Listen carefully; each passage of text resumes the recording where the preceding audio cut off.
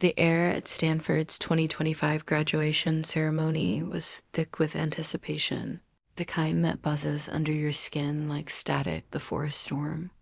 I stood among the sea of black gowns, my cap slightly askew, the weight of 4 brutal years pressing against my chest. The auditorium roared with applause, families snapping photos, their faces glowing with pride. But when my name echoed through the speakers, Sophia Bennett, valedictorian, School of Engineering, the only faces I cared about were my parents. James and Laura Bennett sat in the front row, their expressions frozen, pale as ghosts, their eyes wide with something between shock and dread. This wasn't just a graduation. This was my revenge, a meticulously crafted reckoning for the betrayal that had defined my life. And oh, how sweet it felt to watch their world unravel. But let me take you back to where it all began, to the moment that lit the fuse. I was 10 years old, crouched behind the polished oak banister of our Silicon Valley mansion, the kind of house that screamed tech money glass walls, minimalist furniture, and a view of the Santa Cruz Mountains that could make you forget the chaos inside. My parents' voices drifted up from the living room, sharp and careless, slicing through the quiet night. "Olivia's our legacy," my father, James, said, his tone heavy with conviction. "She's the one who'll carry the Bennett name forward. Sophia's just extra." My mother, Laura, murmured agreement, her voice softer but no less cruel. "She's bright enough, but Olivia's the prodigy. We need to focus our resources on her." I clutched the banister until my knuckles whitened, my heart pounding so loud I thought they'd hear it.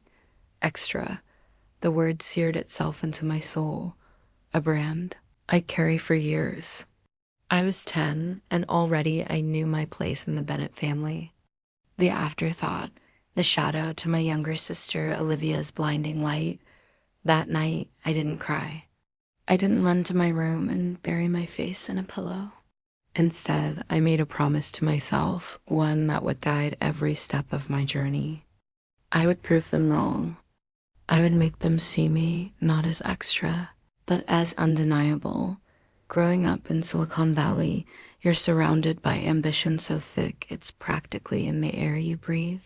Our neighborhood in Palo Alto was a who's who of tech moguls, startup founders and venture capitalists, their Teslas and Porsches lining the streets like trophies. My father, James Bennett, was a C-suite executive at a cybersecurity giant, his name whispered in boardrooms from San Francisco to Seattle. My mother, Laura, was a Stanford professor of computer science, her lectures packed with starry-eyed undergrads, dreaming of the next unicorn startup. And then there was Olivia, my sister, 2 years younger, but already a legend in our household. With her flawless grades, her knack for eye ethics, and a smile that could charm a room, she was the daughter they'd always wanted. Me? I was the one they didn't know what to do with Dot from the earliest days. The disparity was glaring. Christmases were a masterclass in favoritism.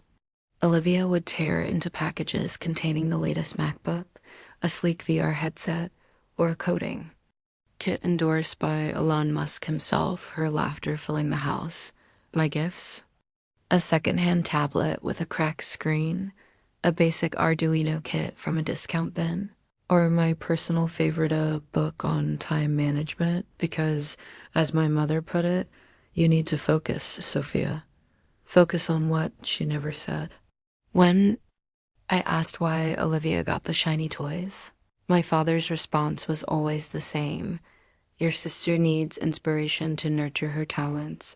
You're practical. Practical. Another word that stuck like gum on the soul of my shoe.school events. Only widen the gap. Olivia's coding competitions were family affairs, my parents clearing their schedules to cheer her on, their faces beaming as she collected trophies. My hackathons? I was lucky if my mother showed up for 10 minutes, glancing at her watch between my presentations. Cybersecurity's unstable, Sophia. my father would say, his tone dismissive. It's not a career, it's a gamble. Meanwhile, Olivia's AI ethics projects were the future of tech, worthy of their undivided attention. I learned early to swallow my hurt, to channel it into something sharper determination. The one person who saw me, truly saw me, was my grandmother, Margaret, a retired tech pioneer who'd helped build one of Silicon Valley's first software firms in the 80s. She was a legend in her own right, though she'd traded boardrooms for a quiet retreat in Napa Valley. Her vineyard was my sanctuary, a place where the world made sense. Every summer, I'd spend weeks there, sitting on her porch as she taught me to code on an ancient Commodore 64, her fingers flying across the keys with a grace that belied her age. "You've got a fire in you, Sophia," she'd say, her eyes twinkling. "Don't let anyone douse it, not even your parents." She gave me books biographies of Ada Lovelace, Grace Hopper, and Steve Wozniak, fueling dreams of a future where I'd be more than extra. By high school, I'd turned my pain into purpose. I threw myself into STEM, joining every coding club and cybersecurity team I could find. My junior year, I won a national cybersecurity competition, designing a firewall that stumped even the judges. The trophy was heavy in my hands, a tangible proof of my worth. I thought foolishly that it would change things at home, but when I showed it to my parents, my father barely looked up from his phone. "That's nice, Sophia. Did you see Olivia's latest ethics paper? It's getting published." My mother nodded, adding, "Maybe you can help Olivia with her presentation skills. She's got a big conference coming up." I smiled tightly, the trophy suddenly feeling like a paperweight dot to fund my dreams. I worked 25 hours a week at a tech repair shop in downtown Palo Alto, fixing cracked iPhones and debugging laptops while maintaining a 4.0 GPA.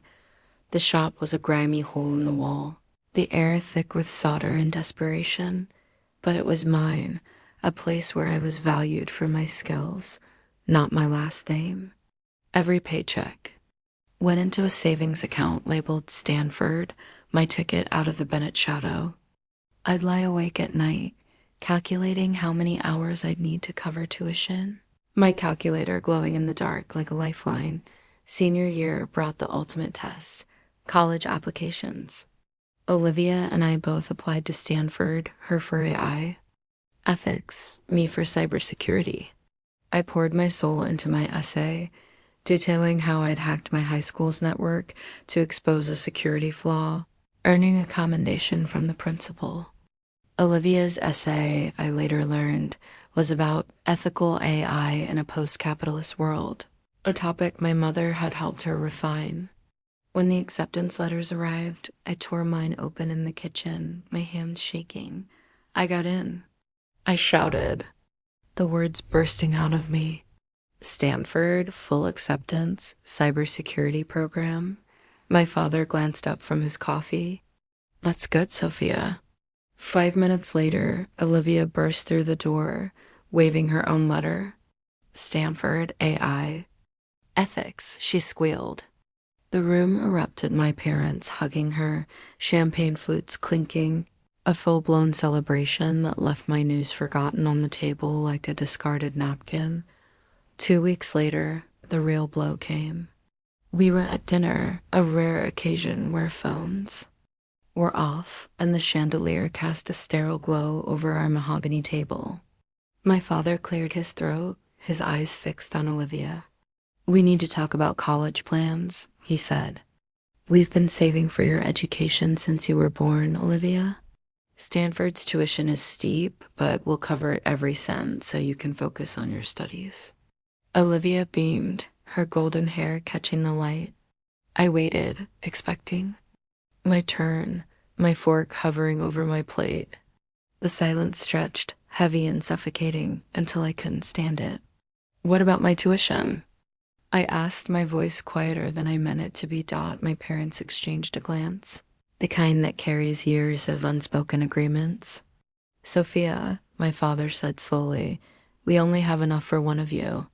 Olivia's career is a safer bet. She's shown more promise, more potential. My mother reached for my hand, her touch cold. You're so independent, Sophia. You can handle loans, maybe start at a community college.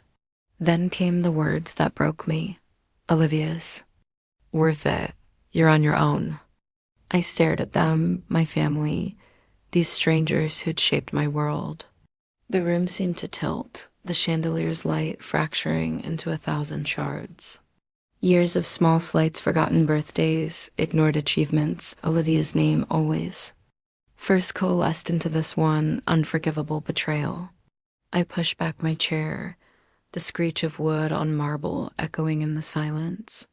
You're wrong about me, I said, my voice trembling but steady. And I'll prove it. That night, I locked myself in my room, the weight of their words crushing me. I didn't cry, not yet. Instead, I opened my laptop and started searching. Scholarships, grants, loans, anything to get me to Stanford. My parents thought I was. A gamble? Fine. I'd bet on myself. The next morning, I drove to Napa Valley, the 2-hour trip a blur of anger and resolve. Grandma Margaret was waiting on her porch, her silver hair pulled back, a glass of iced tea in her hand. I poured out the story, the dinner, the betrayal, the words that still burned. She listened, her face calm but her eyes blazing. My darling, she said when I finished, they're blind, but you're not. You've got everything you need right here. She tapped my chest, then handed me a battered laptop, its keys worn from years of use. This was mine when I started my company. There's code on it, old but solid. Use it. Build something they can't ignore. Margaret's faith was the spark I needed. Back home, I threw myself into action. With my high school counselor, Ms. Torres, I applied for 30 scholarships, each application a battle against exhaustion and doubt.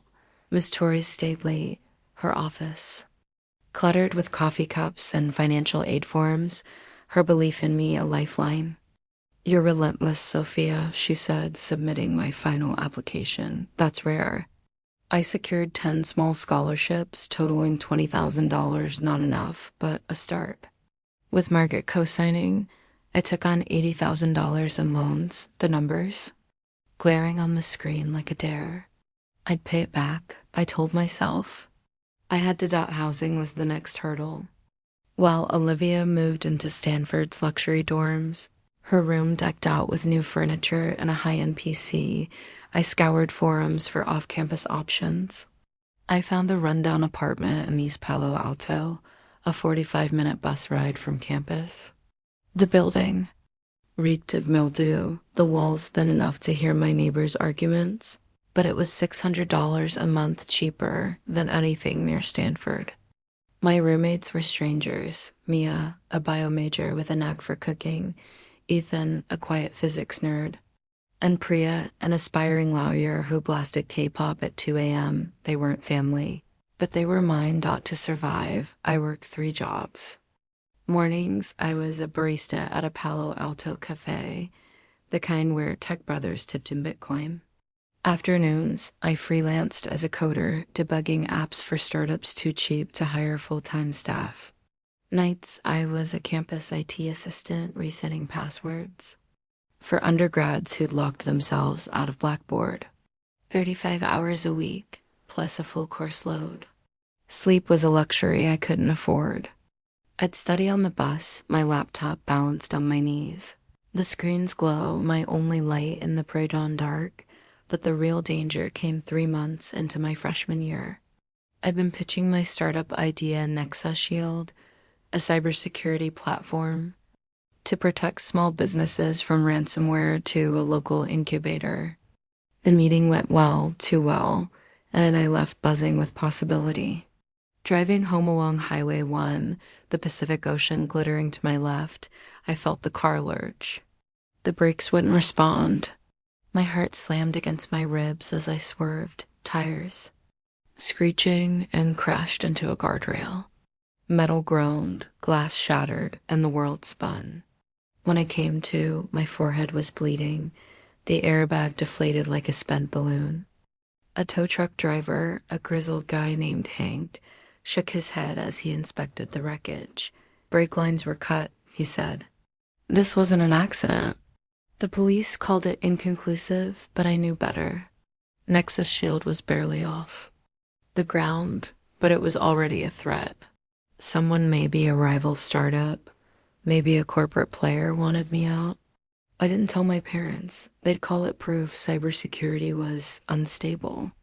Instead, I told Margaret, who mailed me a burner phone and a VPN subscription.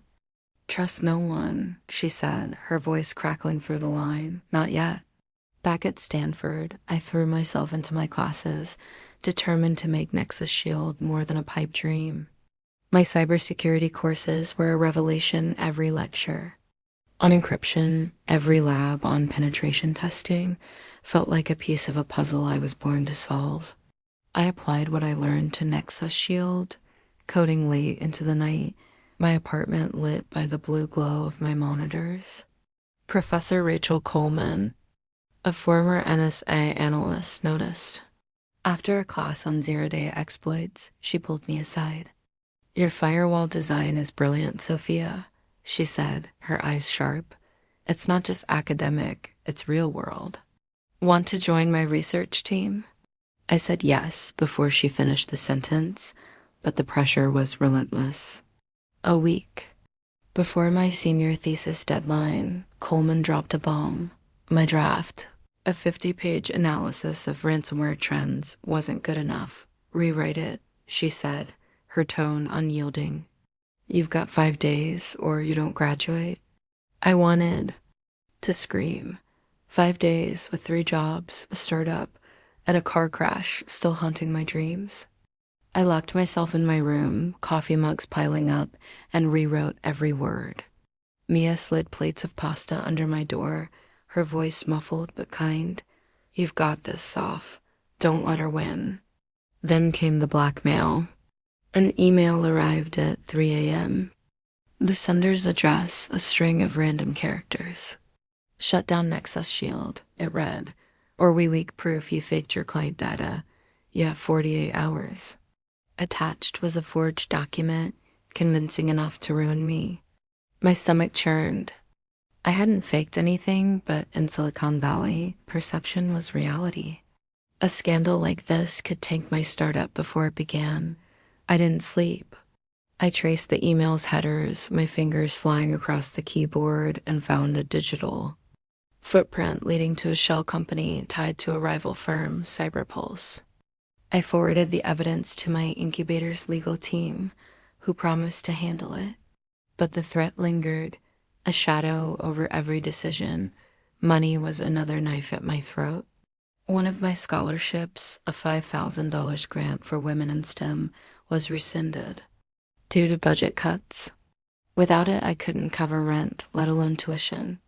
Desperate, I took a freelance hacking job, ethical, but risky, testing a startup's defenses for $2,000. The client was shady, their servers a mess of vulnerabilities, and I knew one wrong move could land me in legal hell. I did the job, got paid, and swore never again. But the fear stayed, a constant reminder of how close I was to losing everything. Through it all, Olivia and I existed in parallel worlds. She was thriving in Stanford's luxury dorms, her Instagram filled with sorority, parties, and study abroad trips to Singapore. We'd text occasionally, polite but distant, like strangers sharing a last name. Meanwhile, my parents called her weekly, their voices warm through the walls of our childhood home. They texted for Christmas and my birthday, their messages. Generic. Hope you're doing well, Sophia. I didn't bother replying, but something was shifting. One night, Olivia showed up at my apartment, her eyes red, a laptop clutched to her chest. I'm failing my thesis, she said, her voice breaking. My advisor says my ethics methodology is garbage. I might not graduate. I could have laughed karmic justice for years of favoritism, but Her desperation was real. Come, and I said, clearing a space on my cluttered table. We worked until dawn, restructuring her research, my own exhaustion forgotten. For the first time, we really talked. I didn't know how hard this was for you, she said, staring. At my budget spreadsheet, its numbers a map of my survival. Mom and Dad always said you were fine, I snorted. Fine's relative when you're working 60-hour weeks? Olivia's eyes widened as I told her about the car crash, the blackmail, the loans. Why didn't you say anything? She asked. I looked at her, the golden child, and saw someone starting to see me. Would it have mattered? I replied. She didn't answer, but something changed. She started declining our parents' lavish gifts, a new car, a summer internship at Google, saying she wanted to try it Sophia's way. It was a small rebellion, but it felt like a bridge dot as freshman year bled into sophomore ExoShield. Grew. I landed my first client, a local winery needing ransomware protection, and used Margaret's old code as a foundation. The platform was lean but effective, blocking 98% of simulated attacks in my tests. Investors started calling. Their emails a mix of flattery and greed. But with growth came enemies. CyberPulse, the firm behind the blackmail, upped their game. A data breach hit Nexus Shield's test servers, leaking dummy client data I'd used for demos. It wasn't real, but the headlines didn't care. Stanford student startup fails security test. My phone buzzed with angry investor voicemails. I spent a week in damage control, my heart racing, proving the data was fake. I saved the deal, but the stress carved lines into my face I didn't recognize. Then came Mia's betrayal. She'd been my rock, cooking dinners, debugging code, listening when I ranted about my parents. So when I found her email to CyberPulse, offering Nexus Shield's proprietary algorithms for $10,000, it felt like a knife in my back. I needed the money, she sobbed when I confronted her. My mom's sick and tuition. I cut her off. You sold me out. I fired her, changed every password, and rebuilt my security protocols alone.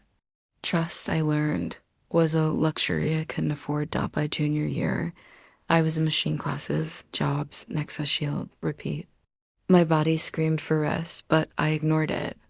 Then at a campus gala where I was pitching to a VC, 2 men cornered me in a parking lot. Dropped the winery deal. One growled, his breath sour. Or next time, you won't walk away. I swung my laptop bag, catching one in the jaw, and ran, my heels clattering on asphalt. I didn't tell the police, too many questions, too little proof. But one upgraded Nexus Shield's encryption, my fingers trembling as I coded senior year.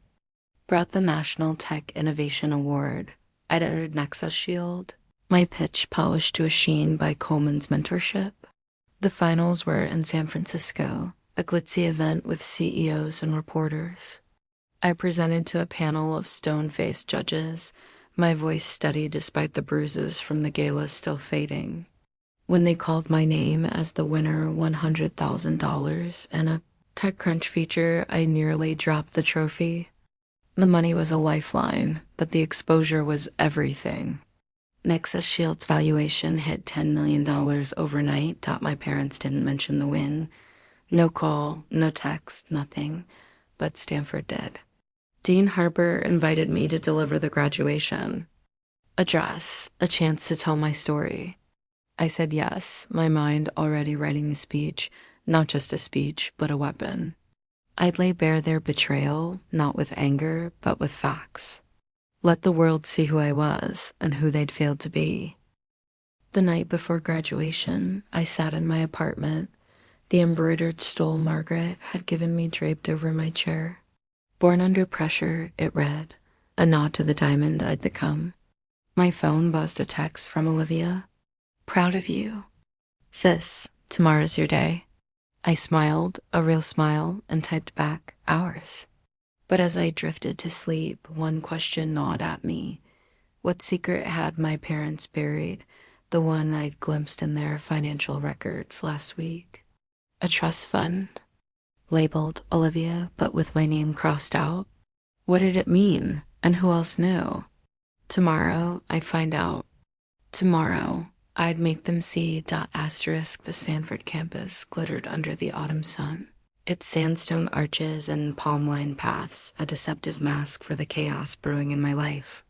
I was 21, a junior now, and Nexus Shield, my cybersecurity startup, was no longer just a dream, but a battleground.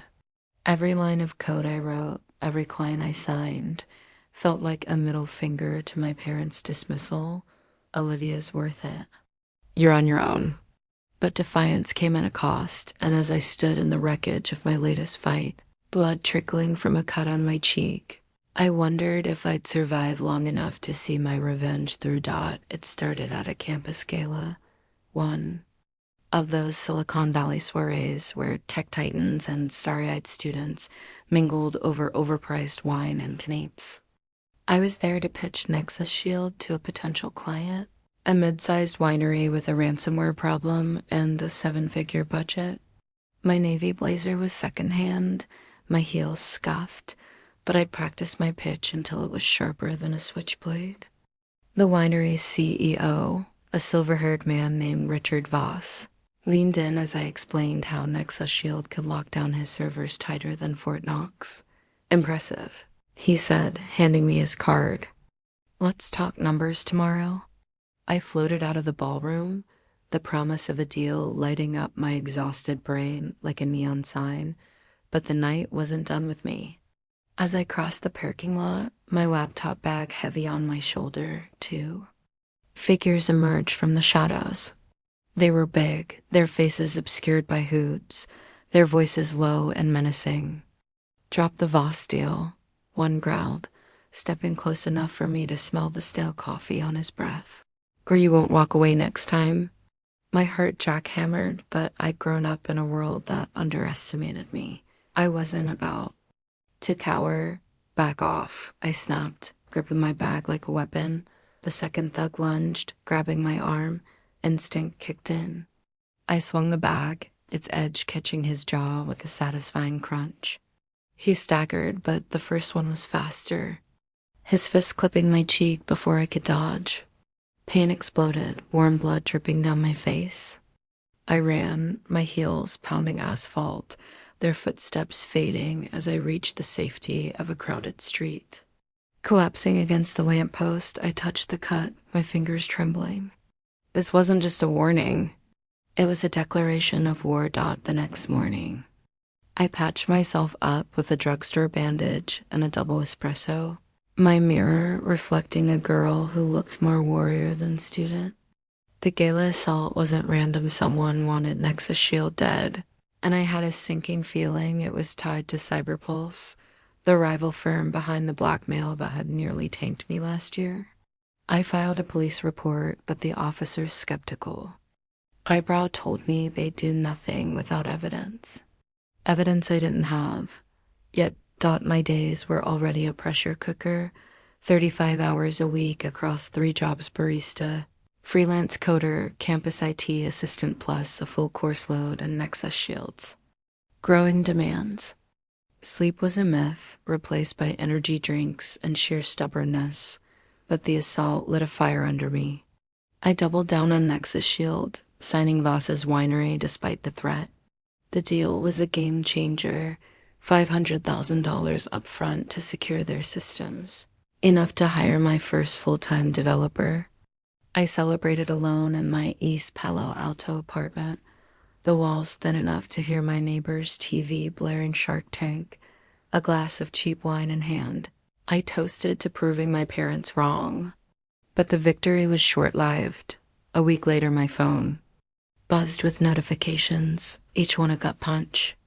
A viral post on X screamed, "Nexus Shield caught stealing client data." The accusation was a lie, a digital Molotov cocktail claiming I'd siphoned sensitive information from a test client. The post, from an anonymous account with 50,000 followers, included screenshots forged but convincing showing Nexus Shields. Logo on a data dump. My inbox flooded with furious emails from investors, their trust evaporating faster than a San Francisco fog. A meeting with my incubator's lead VC, scheduled for that afternoon, was suddenly under review. I sat on my mattress, the springs creaking, and felt the world closing in. If I didn't fix this, Nexus Shield was done. I didn't have time to panic. I set up a live stream from my apartment, my webcam propped on a stack of textbooks. My face was pale, the bandage on my cheek still visible, but my voice was steel. The X post is a fabrication, I said, my screen sharing the forged screenshots. These headers don't match Nexus Shield's protocols. I've traced the account to a bot farm linked to a competitor. I walked viewers through the evidence. Line by line, my hands steady despite the adrenaline. Nexus Shield doesn't steal, we protect, and we're not backing down. The stream went viral, 10,000 viewers climbing to 50,000 in hours. Comments poured in, "This girl's about us." Cyberpulse is shook. By midnight, the VC emailed, "Meeting's back on," and pressed. I'd saved the deal, but the cost was brutal. I hadn't slept in 36 hours, my body trembling from exhaustion. Collapsing onto my bed, I wondered how many more hits I could take. The scandal's aftermath brought an unexpected ally, my sister Olivia.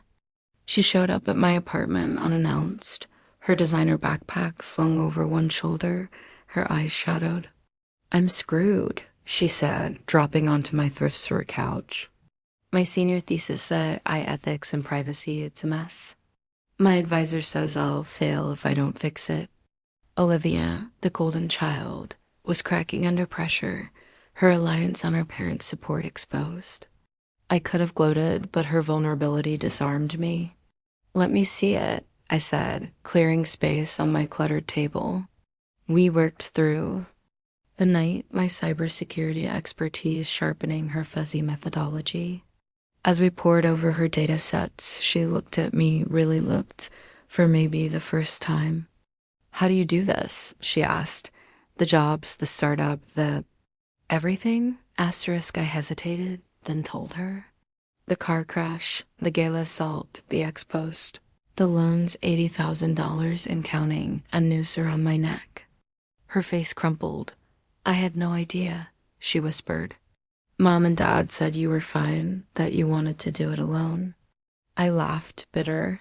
They decided I wasn't worth investing in. "Said you were the safer bet?" Olivia flinched her perfect world tilting. "That's not fair," she said. "You're incredible." The words were small, but they cracked something open between us. For the first time, we weren't rivals. We were sisters. Olivia's awakening had consequences. She started pushing back against our parents, refusing their latest gift, a $60,000 Tesla for her birthday. "I don't need it," she told them over a tense FaceTime call I overheard. "Sophia's doing it on her own. Maybe I should too." My mother's voice, usually smooth, sharpened. "Don't be ridiculous, Olivia. You're not Sophia." The call ended, but the rift was real. Olivia's rebellion strained the Bennett family's polished facade, and I felt a flicker of pride and guilt. Had I pulled her into my war? But my own battles were escalating. Nexus Shield's growth made it a target, and the next blow was catastrophic. A mole someone inside my tiny team leaked our proprietary code to Cyberpulse. The fallout was immediate. A winery client, the same boss I'd fought to sign, filed a $2 million lawsuit claiming the leak compromised their systems. My stomach dropped as I read the legal summons, the words blurring. A lawsuit this size could bankrupt Nexus Shield before it turned a profit. Worse, I knew who the mole was. Mia, my roommate, my confidant, the one who'd cooked me pasta and debugged my code. I found her email to Cyberpulse in a server log, offering the code for $10,000. When I confronted her, she broke down, tears streaming. "My mom's cancer. Treatments," she sobbed. "I had no choice." I wanted to scream, to forgive, but trust was a casualty I couldn't afford. You're done, I said, my voice ice. Get out. Firing Mia left me alone, my apartment emptier without her laughter. I rebuilt Nexus Shield security protocols from scratch, my fingers aching as I coded through sleepless nights. The lawsuit loomed, a guillotine over my future. I hired a lawyer, a scrappy Stanford alum who worked for equity, and we negotiated a settlement, $500,000 payable in installments. It drained my personal savings, $12,000, scraped from years of barista tips and freelance gigs, but Nexus Shield survived. Barely. I lay awake, the ceiling's water stains mocking me. How many more sacrifices would this dream demand? The pressure didn't let up. A venture capital firm, Apex Ventures, smelled blood and launched a hostile takeover bid for Nexus Shield. Their CEO, a slick shark named Victor Lang, cornered me at a tech conference, his smile all teeth. Your startup's bleeding, Sophia, he said. Sell now, or we'll buy it for pennies when you crash. I refused, but Apex wasn't playing nice. They spread rumors to my investors, hinting I was unstable, citing the ex post and lawsuit. My boardroom showdown with Lang was a high-wire act. I presented evidence of Apex's dirty tactics, leaked emails, bribed analysts projected on a massive screen for my investors to see. Nexus Shield's mine, I said, my voice steady. And it's worth more than your lies. The investors stayed, but Lang's parting glare promised retribution. I'd won, but I'd made a powerful enemy. The stress was a slow poison. I ignored the headaches, the dizziness, the way my hands shook when I typed, but my body had limits. During a pitch to a $5 million funding round, the room spun, my vision blackening. I collapsed mid-sentence, my laptop crashing to the floor. I woke in a hospital bed, and dripping into my arm, a doctor's voice grim. Exhaustion, dehydration, and stress-induced arrhythmia, she said. You're 21, Sophia. You can't keep this up. The hospital bill, $8,000, loomed like a bad joke. Worse, the funding round was in jeopardy. My collapse fueling whispers I couldn't handle the pressure. Against medical advice, I checked out after 48 hours, my heart monitor beeping warnings I ignored. The funding round was my last shot to scale. Nexus Shield, to prove I wasn't the extra my parents believed. I worked from my hospital bed, emailing investors, revising my pitch. Mia's betrayal, the lawsuit, Lang's threats, they fueled me. I walked into the pitch 3 days later, pale but unyielding, and delivered the performance of my life. Nexus Shield isn't just a product, I said, my voice carrying the weight of every sacrifice. It's a promise to protect those who can't protect themselves. The room erupted in applause. The lead investor, a woman named Carla Reyes, shook my hand. $5 million, she said. You're the real deal. I smiled, but my chest ached. The victory hollow against the toll it had taken. The National Tech Innovation Award came next. A glittering moment in a San Francisco ballroom.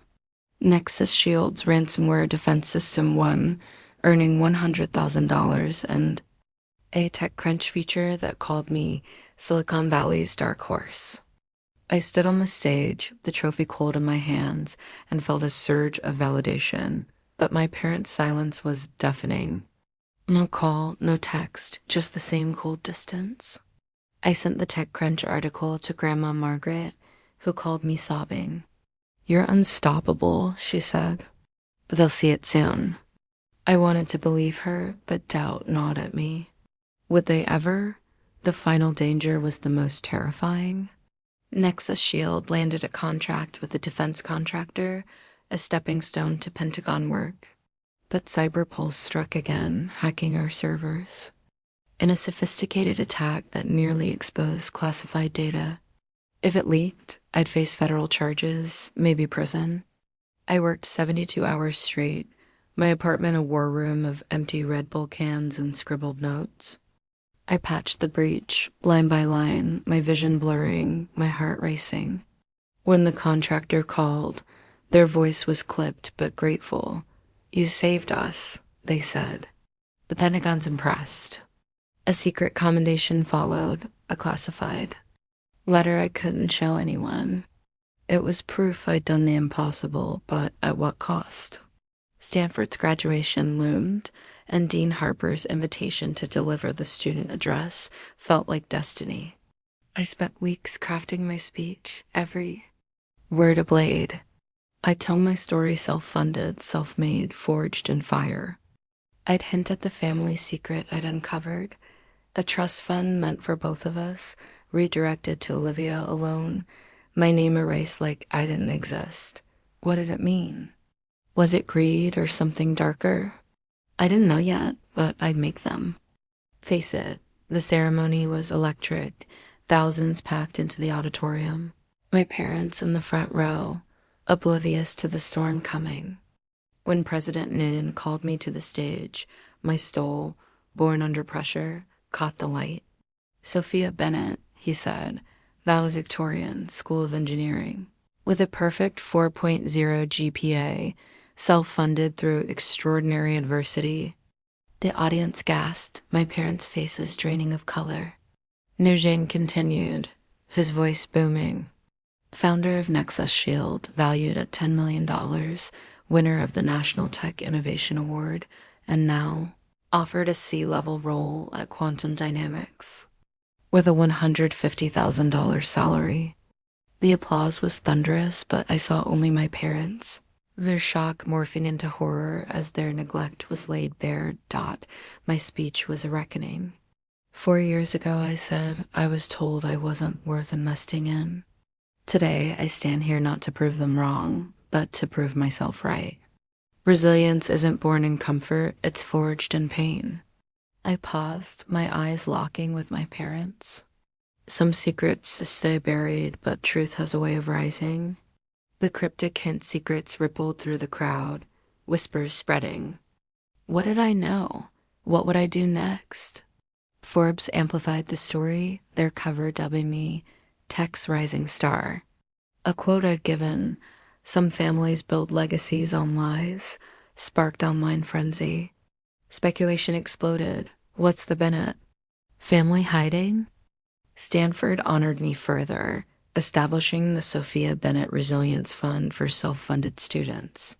At the post-graduation gala, Olivia and Margaret confronted my parents, their voices cutting through the chatter. "You chose wrong, Olivia," set her arm around me, and everyone knows it. Laura's eyes welled, her voice breaking. "We misjudged you, Sophia." James deflected, his jaw tight. "We did what we thought was best." I shook my head. "You thought wrong." I rejected their belated offer, a $50,000 startup grant, with a cool smile. Nexus Shields, valued at $50 million now, I said. "I don't need your money." The words landed like a slap, their faces crumpling. As I turned to leave, a man approached, his face vaguely familiar. "We need to talk," he whispered, "about your parents' trust fund." And who really pulled the strings? My pulse spiked. Who was he? What conspiracy was this? The gala faded as I walked into the night, Olivia and Margaret beside me, my future blazing bright. Nexus Shield was soaring. My sister was my ally, and I built a legacy no one could erase. The trust fund secret loomed, a shadow I'd chase next. But for now, I'd won not just against my parents, but for myself. I was Sophia Bennett, born under pressure, and I was just getting started.